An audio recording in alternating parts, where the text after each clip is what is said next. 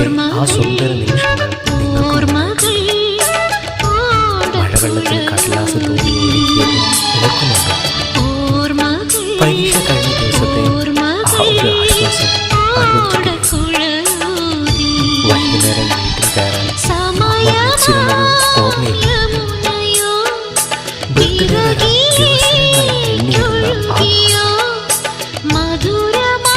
ഇഷ്ടപ്പെട്ട കാർട്ടൂൺ വരാൻ കാത്തിരുന്ന ദിവസം, സ്കൂൾ ടൂറിന്റെ തലേ ദിവസം ഉറങ്ങാൻ പറ്റാതിരുന്നത്, ചെറിയ സമ്മാനങ്ങൾ കിട്ടിയാൽ പോലും ഒരുപാട് സന്തോഷിച്ച ദിവസങ്ങൾ, കൂട്ടുകാരുമായി